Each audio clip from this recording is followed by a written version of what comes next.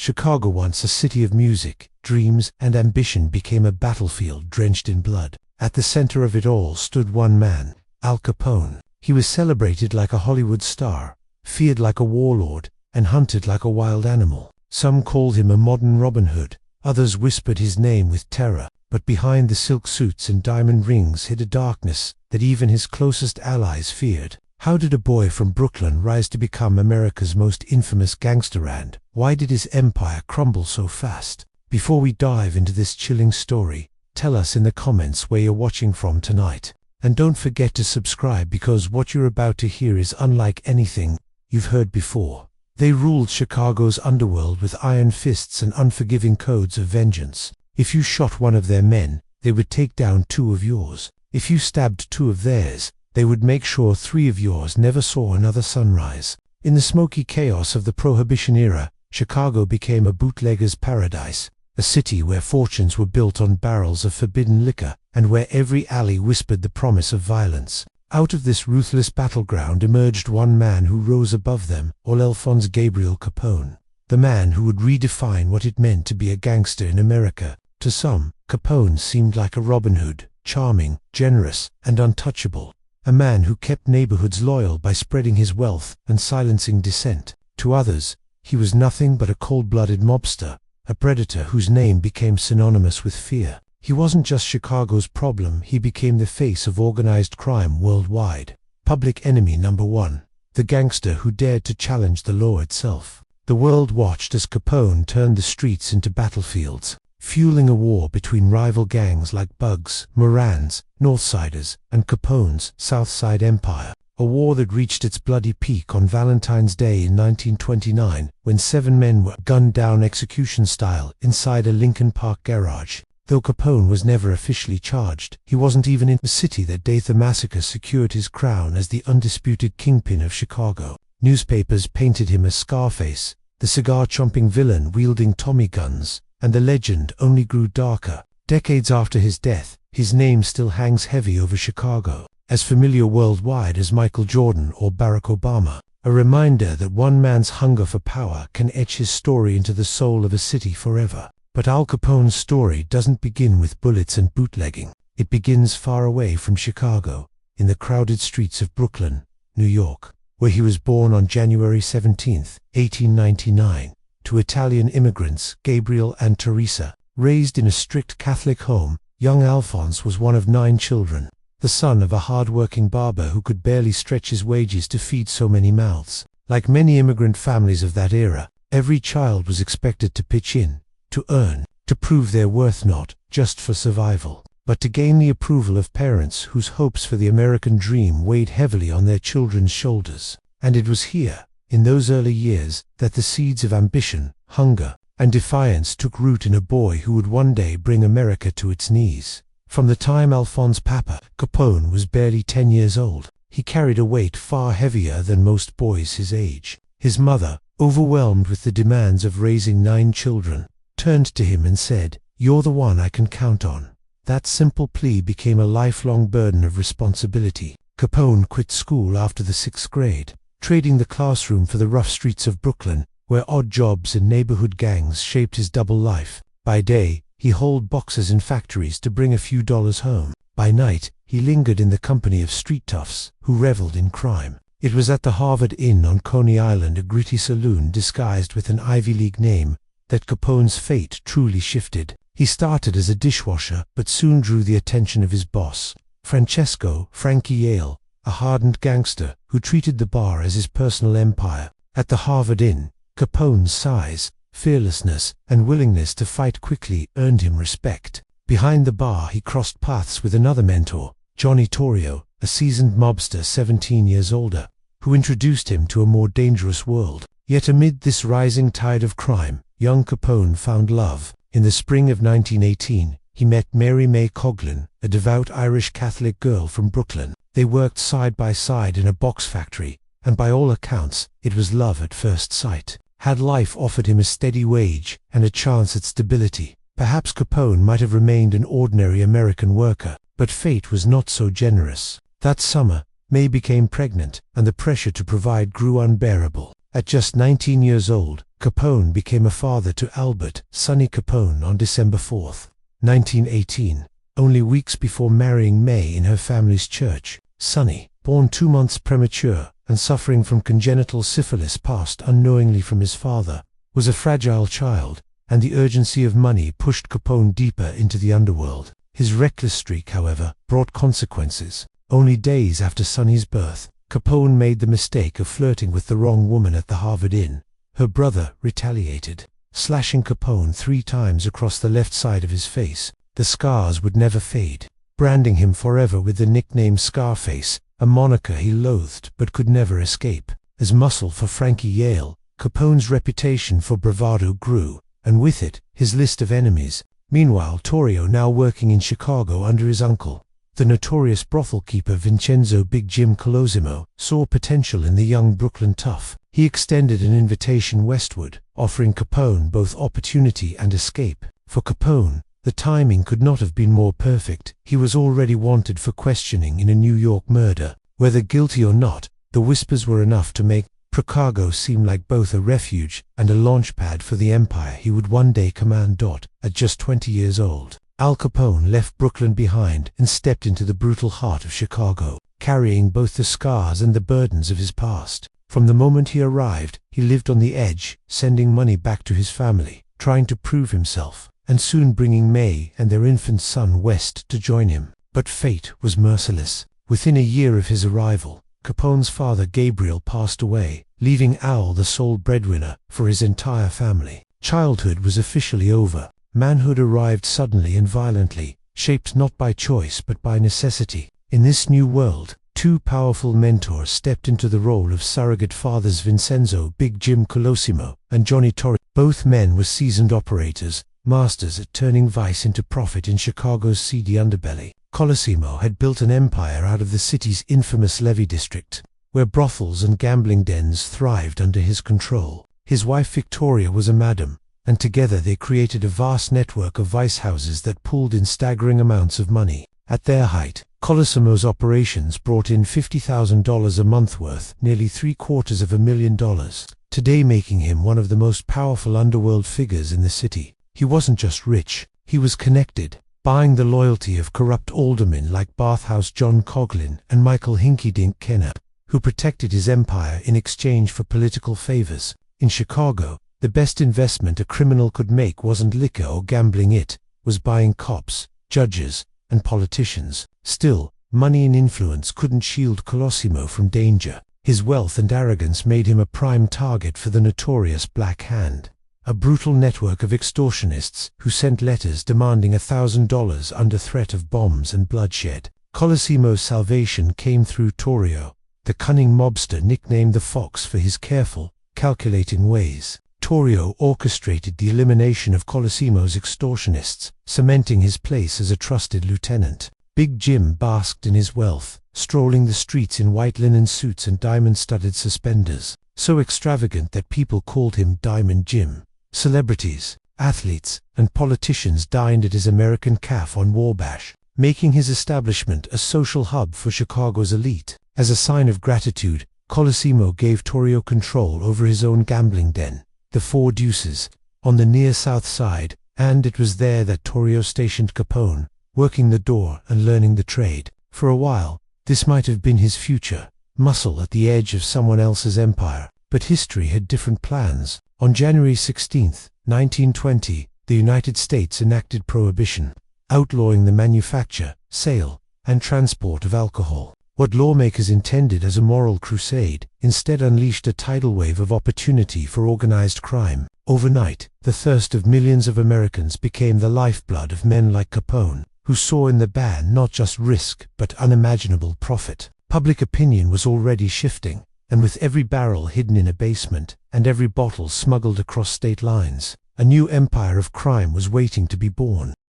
When World War I ended, Americans were ready to celebrate, not sacrifice. The country wanted music, dancing, and whiskey poured freely in smoky bars. Women pushed boundaries with shorter skirts, cigarettes in hand, and cocktails raised high. Against this backdrop of liberation, Prohibition felt like a cruel joke. The government shuttered legitimate saloons overnight, But people's thirst didn't vanish, it only created a booming black market. And in that gap between law and desire, Al Capone found his destiny. Without Prohibition, Capone might have remained a nobody, a bartender or brawler lost to history. But in Chicago, a city already known for hard drinking and unchecked corruption, the ban on alcohol transformed gangsters into kings. The math was irresistible. A barrel of beer still cost $5 to produce, but now it sold for $50. That was a fortune in every keg, and Johnny Torrio saw the future clearly. He envisioned bootlegging as the new American empire, as revolutionary in its reach as any corporation.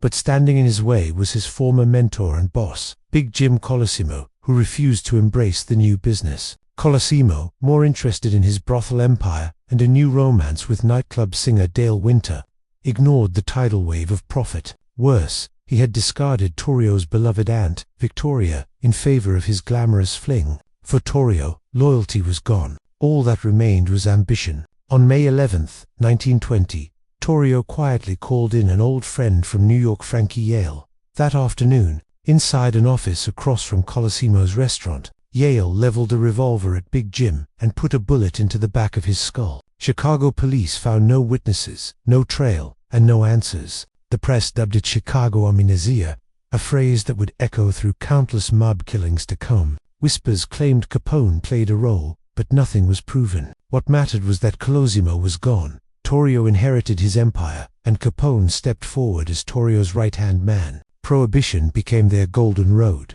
with speakeasies multiplying, with beer smuggled in from Canada, and whiskey brewed in bathtubs across the city. Chicago turned into the Wild West of bootlegging. At the start, 12 major gangs carved up the city, forming alliances by convenience rather than ethnicity. Irish, Italian, Polish, Jewish, and German gangsters worked side by side when money was on the table. Torrio, ever the diplomat, believed peace was better than war. Violence cut into profits and drew police attention. Capone learned from him that survival meant knowing when to negotiate as well as when to strike. Together, they stitched a sprawling network of breweries and distilleries that flooded Chicago with illegal liquor. In those days, the city pulsed with music, vice, and corruption, and at its center, Capone's rise was only just beginning.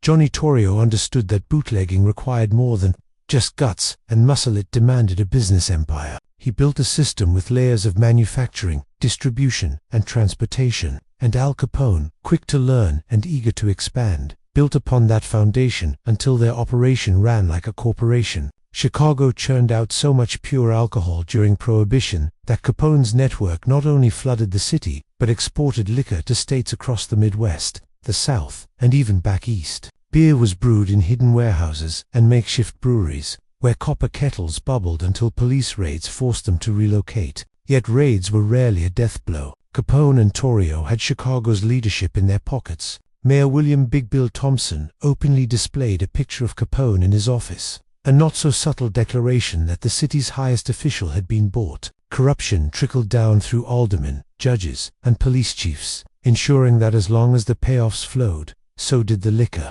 When Prohibition began, about 60 legal breweries in Chicago shut down. But the brewers themselves, their machinery, and their know-how didn't vanish. Torrio and Capone snapped up those resources, retooling them into underground beer factories. Chicago's geography gave them another advantage. Railroads, trucking routes, and Lake Michigan provided perfect arteries for distribution, far outpacing what smaller cities could manage. Drinking itself wasn't illegal, only making or selling alcohol was, so demand soared.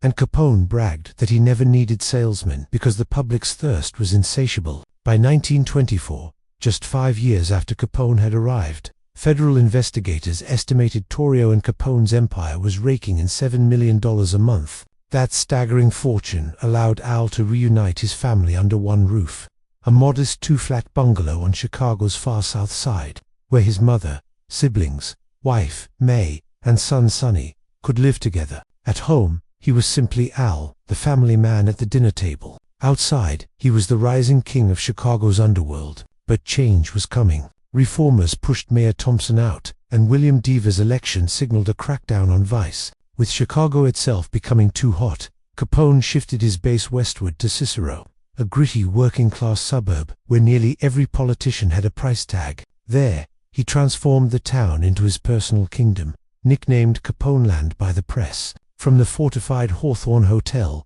outfitted with bulletproof steel shutters, Capone ruled with trusted lieutenants: Jake Greasy Thumb Gusick, who handled payoffs and gambling; Jack Machine Gun McGurn, a prizefighter turned ruthless enforcer; and his own brothers, Ralph and Frank, who strengthened the family's grip. Among themselves, they gave their empire a simple name, the Outfit, but on the streets of Chicago, it became synonymous with fear, power, and money. The name, the Outfit, stuck, and with Cicero's mayor Joseph Clinhar in his pocket, Al Capone operated as if the town belonged to him. His control was so absolute that in April of 1924, he even beat the mayor on the steps of City Hall when a reform candidate dared to challenge their grip. Capone unleashed terror at the polls, his men intimidating voters while police tried to intervene. A massive shootout erupted when 120 Chicago policemen deputized as county sheriffs clashed with Capone's gunmen at 22nd Street. When the smoke cleared, Capone's brother Frank lay dead. For Al, the loss was devastating. He had pulled his brother into the business, believing he was rescuing the family from poverty, only to see him killed in a war of power and politics. But grief could not slow the storm. Violence escalated as the Jenner brothers, who controlled the near west side around Taylor Street, began pushing whiskey into North Side territory. Years earlier, Torrio had negotiated a fragile peace among the city's gangs, agreeing that each faction would respect its own turf. Now Dean O'Banion, leader of the North Siders, accused Torrio of breaking the pact by letting the Jenners overstep. Furious, O'Banion set a deadly trap. He convinced Torrio to buy out his share of a brewery for $500,000, then tipped off the police so that everyone involved in the deal was arrested. Torrio, sentenced to jail time, became a marked man. In November 1924, revenge struck Torrio, with Frankie Yale's help, sent assassins into O'Banion's flower shop across from Holy Name Cathedral. The ambush left O'Banion dead among his roses. The North Siders retaliated with bullets, riddling Torrio with wounds and even targeting Capone's car, but the police turned a blind eye. Chicago authorities left the gangs to settle their wars themselves, and blood soon flowed through the streets. Known as the Beer Wars, the conflict raged for 6 brutal years, captivating the public like a macabre spectator sport. Newspapers splashed the carnage across their pages, while bodies piled up hundreds of gangsters gunned down in endless cycles of revenge. Torrio, barely surviving 5 gunshot wounds, decided he preferred life to power. He served his jail time, then quietly left Chicago for New York, abandoning the empire he had built. Into that vacuum stepped 26-year-old Al Capone. Suddenly at the helm of what was now formally known as the Chicago Outfit, Capone embraced the intoxicating rush of power. He relished the respect, the fear, and the attention that came with it. At his command stood an army of 500 hardened men, soldiers of the underworld, enforcing rules far deadlier than any corporate code. In a city carved into rival territories, Capone emerged as both king and executioner, shaping Chicago's most violent chapter in history. Inside the outfit, rules were written in blood. Loyalty wasn't secured by paychecks alone, but by fear betrayal could mean a bullet to the head. Al Capone rarely dirtied his own hands. Why should he, when he commanded an army eager to do his bidding? Yet Capone was never just another gangster hiding in the shadows. He was a paradox, ruthless criminal and ambitious businessman, a family man who cloaked violence in the language of the American dream. He cultivated an image that fascinated the public, strutting through Chicago in flashy suits, colorful ties, and his trademark fedora. He even asked people to call him Snorky, slang for stylish and well-dressed. While other bootleggers kept low profiles, Capone invited the spotlight. He courted reporters, traveled with the press, and made sure his story and his picture dominated headlines. He mastered slogans and sound bites, famously declaring, "I'm a businessman. I give the public what it wants. If I break the law, then my customers are as guilty as I am." Too many, that logic rang true. After all, few people respected Prohibition, and if drinking itself wasn't a crime, was Capone really the villain or simply a man profiting from hypocrisy? Still, beneath the charm, he never strayed far from darkness. Capone lived a double life, compartmentalizing family dinners from violent rackets, convincing himself that breaking laws was worth it if it meant his loved ones would never know hunger. But his empire was steeped in blood. By 1927, with his ally Big Bill Thompson back as mayor, Capone boldly returned to downtown Chicago, renting entire floors of the Metropole Hotel before moving into the Lexington. He moved often, a practical strategy for a man with a target on his back. Miraculously, despite countless enemies, he was never successfully assassinated once, even shooting himself in the hip on a golf course when a hidden pistol misfired. His survival owed much to his constant vigilance, a wall of bodyguards, and his shrewd avoidance of needless battles. Yet Chicago still bears the marks of his reign. At the Blackstone Hotel, marble-walled barbershops without windows once hosted outfit meetings disguised as haircuts. Under the rumbling L tracks, the Exchequer restaurant still stands, once a speakeasy where liquor was served in teacups and the upper floor doubled as a brothel. A century ago, patrons whispered deals there, while Capone's empire tightened its grip, blending vice with business in ways that made him both untouchable and unforgettable.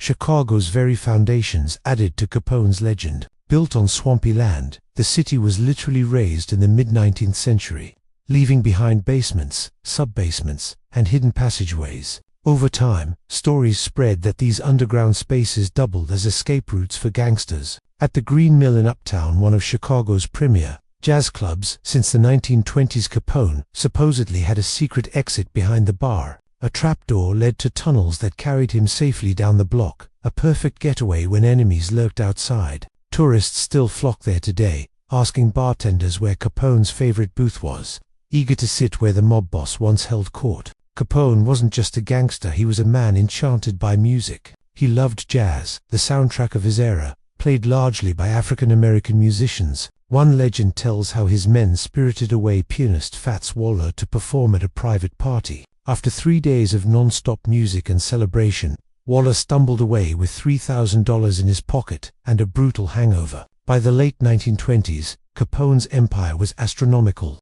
Federal officials estimated his operations grossed $105 million in 1927 alone. After paying off crooked cops, judges, and politicians, the outfit still pocketed around $15 million. Capone himself personally cleared $1 to $2 million each year, the equivalent of 15 to 30 million today. But he spent it just as fast. He adored the finer things: silk underwear custom-stitched at Marshall Field's, diamond jewelry, luxury cars, fine wines, gourmet food, even a private rail car and an island retreat in Miami. Gambling alone drained an estimated $8 million from his fortune. But Capone's philosophy was simple: money today, more tomorrow. His extravagance was matched only by his need to buy loyalty. He spread cash generously among neighbors and friends, cementing an image as a Robin Hood figure. During the Great Depression, he even opened a soup kitchen in Chicago, feeding the poor for free. To some, it was compassion. To others, savvy public relations meant to soften his bloody reputation.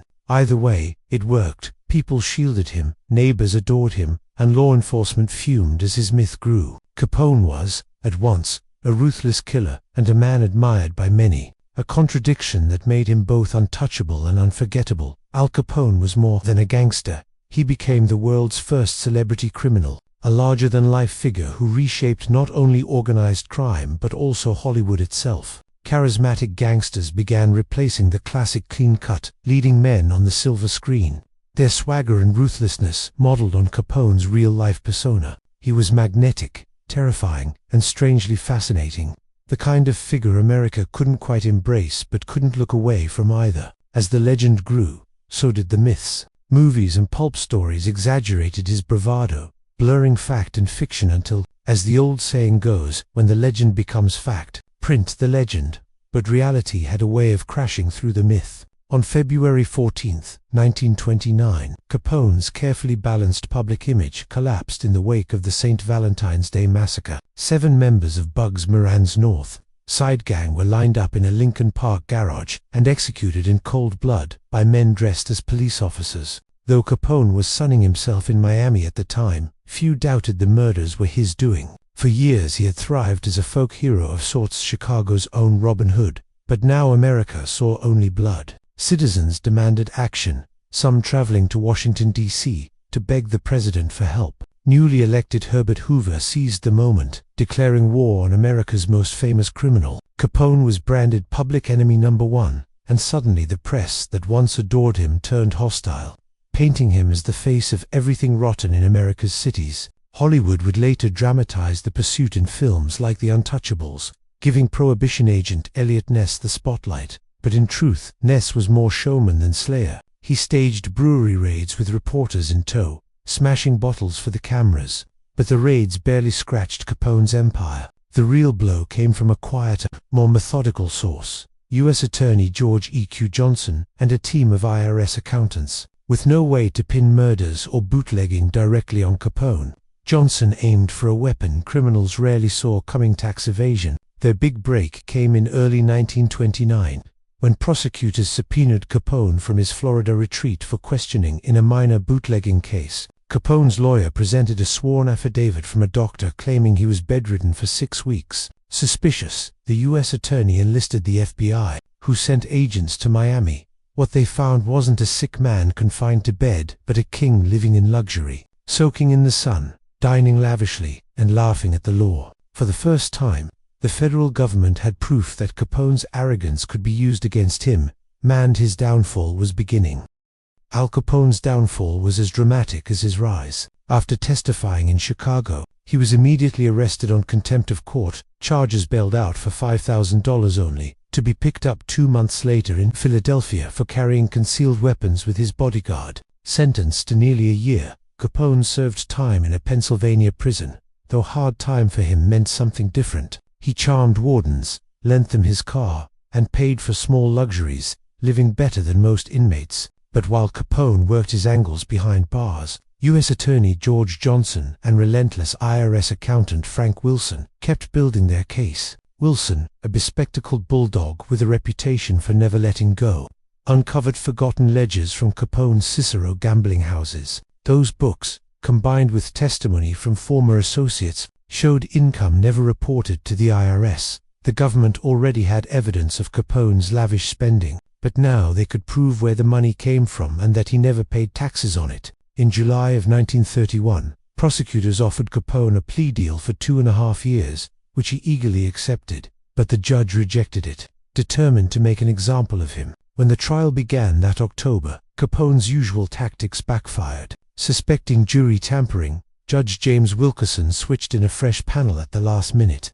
Men who had already convicted bootleggers before. 11 tense days later, Capone, the most notorious gangster in America, was sentenced to 11 years in federal prison. It was the trial of the century, a symbol of law and order, triumphing over corruption and crime. In May of 1932, reporters swarmed as Capone was transferred to the Atlanta Federal Penitentiary. 2 years later, he was moved to Alcatraz, the Rock, the government's new fortress for its most dangerous public enemies. Unlike his earlier prison stays, there was no special treatment at Alcatraz. Isolated, watched, and stripped of influence, Capone lived out his days writing tender letters home to his wife May and son Sonny, signing them "Your dear father, Alphonse Capone." Ironically, the year after his transfer, Prohibition was repealed, ending the law that had made him rich and infamous. His empire passed to Frank Nitti, and the outfit, now with a capital O, emerged from Capone's ashes to dominate Chicago's organized crime for decades. By 1939, ravaged by advanced syphilis, Capone was released early, a shell of the man who once ruled Chicago. A decade had turned the ambitious Brooklyn boy who wanted to provide for his family into a fading relic. His once brilliant mind dimmed, his empire no longer his. His rise and fall became one of America's most enduring legends, a reminder that even the mightiest gangsters are not untouchable forever. The syphilis Al Capone contracted in his youth eventually ravaged both his body and mind, leaving him debilitated in his final years. Many who visited him believed he had gone mad, nutty as a fruitcake. One visitor said but his granddaughter. Diane recalled her grandmother, insisting that this perception was part of Capone's strategy. "Let them think whatever they want," Capone reportedly told her. "It's my ticket out." By convincing others he was no longer a threat, Capone believed he could live out his remaining years in peace, far from the violence and power struggles that had once defined him. On January 25, 1947, just 8 days after his 48th birthday, Capone died at his Palm Island home in Florida. Not from syphilis, but from a stroke compounded by pneumonia.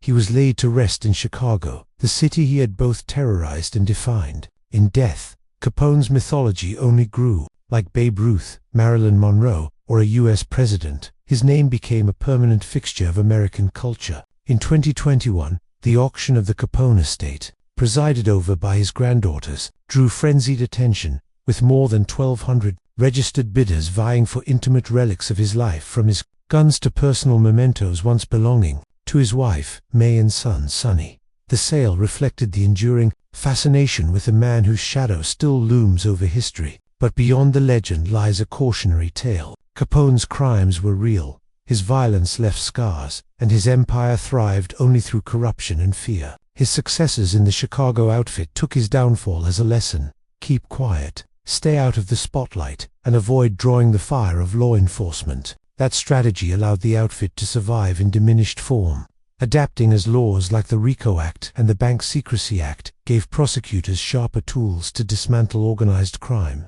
Capone's life reminds us that anti-heroes can teach lessons as much as presidents or saints. He embodied both ambition and brutality, family loyalty and public ruthlessness, generosity and greed. He came to Chicago with nothing, built an empire before the age of 35, and died before 50 yet. His name remains etched into the city's identity. Al Capone is not simply remembered as America's most notorious gangster. He stands as a mirror, reflecting both the dark allure of power and the consequences that follow when no one believes. The rules apply to them. He ruled Chicago like a king, but in the end he died, broken, forgotten, and haunted by the disease that consumed him. His story is more than criminals, a mirror of the American dream twisted into a nightmare. Even now, almost a century later, his shadow still lingers over Chicago, reminding us that no empire of blood and fear can ever last. But here's the question for you. Was Al Capone truly a criminal mastermind,